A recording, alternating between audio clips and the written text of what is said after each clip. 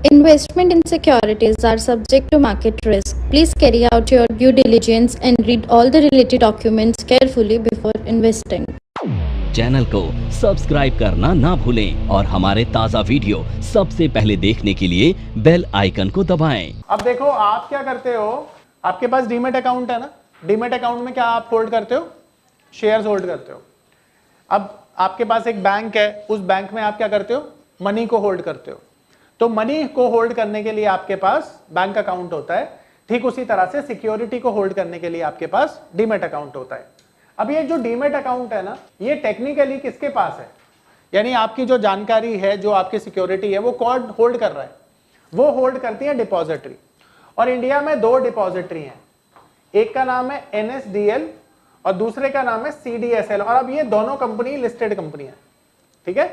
National security depository limited, central depository security limited. नहीं, जो demat account में holding होती है वो इन कंपनीज के पास होती है। यानी आपका जो डीमैट अकाउंट है वो किसके पास है? टेक्निकली तो आपका ब्रोकर है वो, पर आपको ब्रोकर को कौन सर्विस दे रहा है डीमैट अकाउंट की? डिपॉजिटरी। और ये डिपॉजिटरी इंडिया में दो हैं। इसका एस्टेब्लिशमेंट हुआ था 1995 में और इसका 7 में। देखो पहले क्या होता था ना, पहले के समय में डिपॉजिटरी एक्टिवली काम नहीं करती थी। 2000 से पहले अगर आपने कभी देखा हो, सुना हो, पढ़ा हो तो आपको ये जानकारी होगी कि 2000 से पहले फिजिकल शेयर्स में ट्रेडिंग हुआ करती थी। यानी जो ट्रेडिंग हुआ करती थी वो पेपर फॉर्म में हुआ करती थी। आपके पास शेयर सर्टिफिकेट होते थे, आप उन्हें लेकर जाते थे ब्रोकर के पास और बेच देते थे। अब ये काफी कॉम्प्लेक्स काम था। सोचो बारिश में वो पेपर भीग जाते, खो जाते, फट जाते, चोरी हो जाते, जल जाते, क्या होता? खत्म हो जाते ना। तो आज के समय में ऐसा कोई सिनेरियो होता ही नहीं है, क्योंकि आपके पास जो शेयर्स हैं वो इलेक्ट्रॉनिक फॉर्म में ट्रेड होते हैं, है ना? और ये कॉम्प्लेक्सिटी आज के समय में एग्जिस्ट नहीं करती है। तो इसीलिए डिपॉजिटरी ने ये जो इतना बड़ा मार्केट है ना, उसमें जो ऑपरेशंस चल रहे हैं इतने अच्छे ढंग से, उसका सबसे बड़ा कंट्रीब्यूटर्स कौन है? ये डिपॉजिटरी, जिनकी वजह से ये हो पा रहा है। देखिए रेगुलेशन तो सेबी ही करता है, पर ये अलग एंटिटी है जो ये काम करती है। अब सेबी थोड़ी ये काम करेगा कि भाई तुम्हारे शेयर्स भी बताए कि तुम्हारे पास ये शेयर है, तुम्हारे पास ये शेयर है। वो सिर्फ कानून बनाता है, वो ये इंश्योर नहीं करता, ठीक है? तो डिपॉजिटरी क्या होती है आपको पता चल गया, ठीक है? अब ये जो NSDL है ना, ये आपका पैन कार्ड भी ओपन करता है, पता है? आपका पैन कार्ड बनाने का काम NSDL का होता है। और इनके सर्वर पर ना आपकी सारी फाइनेंशियल्स जितनी भी जानकारी होती है वो सिक्योर रहती हैं। जब भी IT डिपार्टमेंट को जरूरत होती है तो NSDL उनको अवेलेबल कराता है। तो यानी जो भी फाइनेंशियल आपकी ट्रांजैक्शन है वो कहां पे जाकर सेव हो जाती है? इनके सर्वर पर, ठीक है? आ रही है बात समझ में? तो आपके पास जो शेयर्स हैं वो होल्ड करने की आपको फैसिलिटी कौन दे रहा है? डिपॉजिटरी दे रही है। और बदले में ये सालाना अप्रॉक्स 500 रुपीज पर ईयर आपको AMC चार्जेस देने पड़ते हैं। नमस्कार दोस्तों, क्या आप स्टॉक मार्केट में शुरुआत करने का सोच रहे हैं और क्या आपको यह समझ में नहीं आ रहा है कि आपकी शुरुआत कहां से होनी चाहिए? तो मैं आपको एक ऐसा कोर्स सजेस्ट करने जा रहा हूं जो आपकी लाइफ चेंज कर सकता है। और मैं बात कर रहा हूं NIFM का advance level of smart investor course की, जो आपकी लाइफ चेंज कर सकता है। जी हां, आपने सही सुना।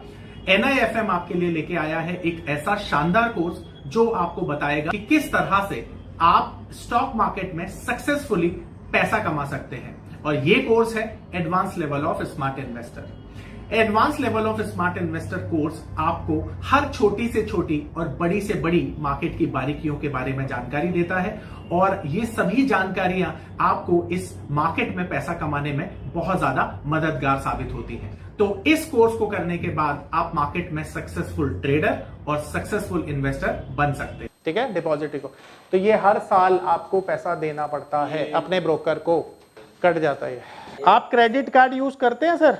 अब क्रेडिट कार्ड में भी तो यही चीज होती है ना कि आपको कोई चीज आपके मतलब क्रेडिट कार्ड जो भी यूज कर रहा है उसमें बैंक का पैसा है और वो बैंक आपको क्रेडिट लिमिट दे रहा है कि आप इतने क्रेडिट कार्ड की लिमिट है, इतने दिनों तक 45 डेज तक यूज कर सकते हैं।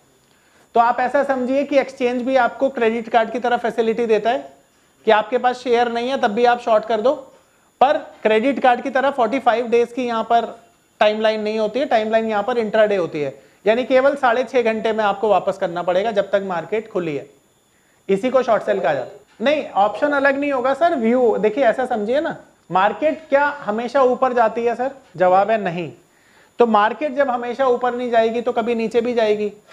अब नीचे जब जाएगी तो क्या हम लॉस ही करते रहें? प्रॉफिट कमाने का कोई तरीका हो सकता है कि हम प्रॉफिट भी कमा सकते हैं जब मार्केट नीचे जाए। तो उसी लिए ये एक्सचेंज आपको ऑप्शन देता है कि जब मार्केट नीचे जाती है तो किस तरह से आप अपने लॉस को बचाएं और पैसा कमाना चाहें तो कैसे कमाएं। तो इसीलिए शॉर्ट साइड में भी ये ऑप्शन अवेलेबल होता है ट्रेडर्स के लिए, इन्वेस्टर्स के लिए, कि उनका लॉस ज्यादा ना हो। नहीं तो मार्केट तो सर जीरो हो जाएगी तो फिर बचेंगे कैसे वो अपने लॉस से? लॉस से बचने के लिए कोई हथियार तो होना चाहिए। तो शॉर्ट सेलिंग एक हथियार की तरह भी है और एक टूल की तरह भी है। अब जो मार्केट टाइम होता है ना, वो कैसे होता है, उसमें किस तरह से काम किया जाता है वो समझेंगे।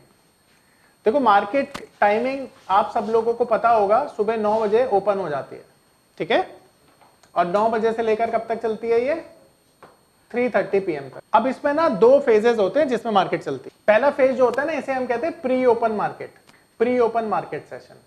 अभी जो प्री ओपन मार्केट होती है ना, ये 2 फेजेस में चलती है। पहला 9 बजे से लेकर 9:08 तक, 7 मिनट तक बोलो। अब इस फेज को हम कहते हैं बिडिंग फेज, ठीक है। अब बिडिंग फेज समझाऊंगा मैं आपको। और दूसरा जो सेशन होता है वो होता है 9:07 से लेकर 9:15 तक, और इसे कहा जाता है मैचिंग फेज या ऑर्डर मैचिंग फेज बोल दो आप, ज्यादा ठीक रहेगा, ऑर्डर मैचिंग फेज। अब देखो यहां पर काम कैसे होता है ना, वो समझना है आपको, ठीक है। तो पहले आपको यह समझना है कि जो प्री ओपन मार्केट सेशन है वो 2 तरह से बना हुआ है। पहला जिसमें हम बिडिंग फेज में काम करेंगे। अब बिडिंग फेज किस तरह से एग्जीक्यूट होता है वो समझिए। मान लेते हैं अभी मार्केट ओपन नहीं हुई है, ओपनिंग से पहले का फेज है जिसमें बायर और सेलर ये डिसाइड करेगा कि उसे कौन सा शेयर खरीदना है और कितने प्राइस पर खरीदना है। अब यहां पर ना आप क्या करते हो, यहां पर ये पावर ऑफ नंबर थ्योरी इतनी बेहतरीन थ्योरी है कि इसे करने के बाद आप एक अलग अनुभव करेंगे और आपको लगेगा कि शायद इसी चीज की आपको तलाश थी। बहुत सालों की ट्रेडिंग के बाद, इन्वेस्टिंग के बाद आपको शायद ऐसे प्रोडक्ट की जरूरत थी जो मार्केट में आपको वो कॉन्फिडेंस दे पाए, जिस कॉन्फिडेंस के साथ आप रोज पैसा कमा पाए और जितना आप चाहें उतना पैसा कमा पाए। तो हमारी ये जो पावर ऑफ नंबर थ्योरी है, ये आपको आपकी सभी इच्छाओं को पूरा करने के लिए है। और आप देखेंगे कि इस थ्योरी को करने के बाद जो आपका कॉन्फिडेंस है, आपकी जो एक्यूरेसी है, आपकी जो क्षमताएं हैं मार्केट से पैसा कमाने की, वो बहुत ज्यादा बढ़ जाएंगी। और आप देखेंगे कि जो आपने आज से पहले अनुभव नहीं किया था अपनी ट्रेडिंग के दौरान या इन्वेस्टमेंट के दौरान, आप इतना बेहतर अनुभव करेंगे इस कोर्स को करने के बाद। आप 9 बजे से लेकर 9:07 तक एक बिड प्लेस करते हो। मान लेते हैं XYZ शेयर को बाय करने की आपने बिड प्लेस की 100 रुपए पर, और सेलर ने सेल करने की बिड प्लेस करी 100 रुपए पर। तो अब यहां पर बायर और सेलर दोनों क्या कर रहे हैं, अपनी इच्छा प्रकट कर रहे हैं बिड के तौर पर। ये करने के लिए दोनों के पास कितना समय? अब ये दोनों चाहे ना तो इसमें इसे कैंसिल भी कर सकते हैं, और ये चाहे ना तो इस प्राइस को चेंज भी कर सकते हैं इन 7 मिनट के अंदर। पर अगर ये 7 मिनट में ना इन्होंने कैंसिल किया ना चेंज किया तो ये बिड फॉरवर्ड हो जाएगी मैचिंग फेज में। और मैचिंग फेज में यही ऑर्डर को मैच किया जाता है। मान लीजिए एक बायर बाय करने के लिए बिड डालता है 10 बजे, बायर बाय करने की बिड डालता है 100 रुपए पर, और सेलर सेल करने की बिड डालता है 100 रुपए पर। तो ये तो टेक्निकली मैच हो गई ना। तो ये बिड यहां पर मैच हो जाएगी और ये ट्रेड इनका एग्जीक्यूट हो जाएगा जैसे ही मार्केट ओपन होगी 9:15 पर। अगर ये बिड अनमैच रह गई, बायर ने बिड डाली बाय करने की 100 रुपए पर, सेलर ने डाली 101 रुपए पर, तो ये अनमैच्ड बिड है, तो ये ट्रेड एग्जीक्यूट ही नहीं होंगे, ये पेंडिंग मोड में शो करेंगे 9:15 पर जब नॉर्मल मार्केट खुलेगी। ठीक है, तो आप किसी शेयर को खरीदने के लिए बिड प्लेस कर सकते हैं, और अगर आपके पास शेयर है तो उसके लिए भी सेलिंग की बिड आप क्या कर सकते हैं, प्लेस कर सकते हैं। ये प्री ओपन मार्केट में किया जाता है।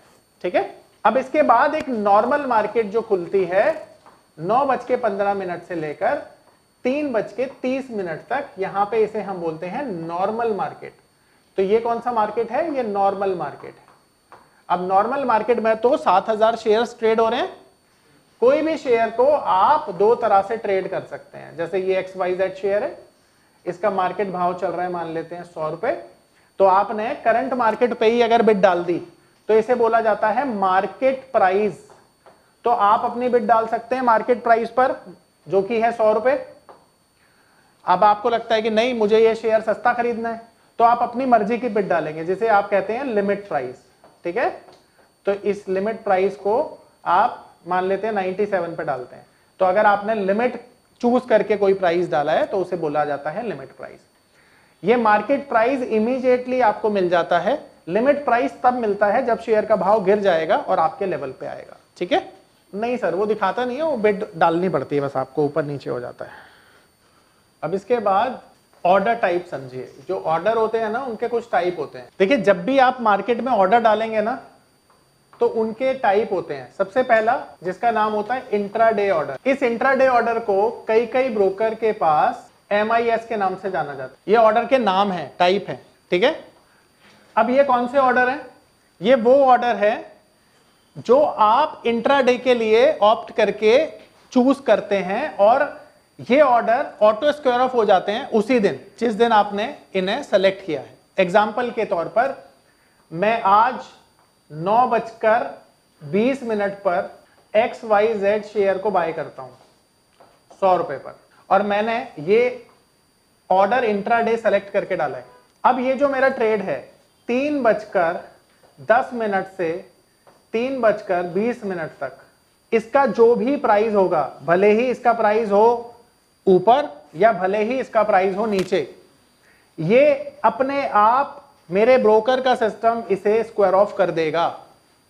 ठीक है, तो जब भी मैं इंट्राडे ऑर्डर को सेलेक्ट करूंगा, इसका मतलब है कि इस 10 मिनट के दौरान मेरा ट्रेड ऑटो स्क्वायर ऑफ हो जाएगा, भले ही मुझे फायदा हो या मुझे नुकसान हो। तो intraday order auto square of हो जाते हैं अपने आप। ठीक है, अब जो शॉर्ट सेल वाले ऑर्डर होते हैं ना वो हमेशा एक्सेप्टेबल होते हैं इंट्राडे में, अगर आपके पास डिलीवरी नहीं है शेयर सेम डे जो स्क्वायर ऑफ हो रहा है। देखो नॉर्मल ऑर्डर, डिलीवरी ऑर्डर और CNC, ये तीनों एक ही ऑर्डर के नाम है, अलग अलग ब्रोकर के पास अलग अलग नाम से ये ऑर्डर होते हैं। अब ये वो ऑर्डर होते हैं जो मैंने आज बाय किया, मान लेते हैं आज मैंने XYZ के शेयर को बाय किया, तो अब ये ऑटोमेटिकली मेरे पोर्टफोलियो में होल्ड हो जाएगा जब तक मैं इसे सेल ना करूं। मैं कल सेल करूं, 10 साल बाद सेल करूं, 50 साल बाद सेल करूं, ये मेरी मर्जी है। तो वो सारे के सारे ऑर्डर जिन्हें आप होल्ड करने के पर्पज से बाय करते हैं, उनको आपने नॉर्मल डिलीवरी या CNC में खरीदना चाहिए। ठीक है,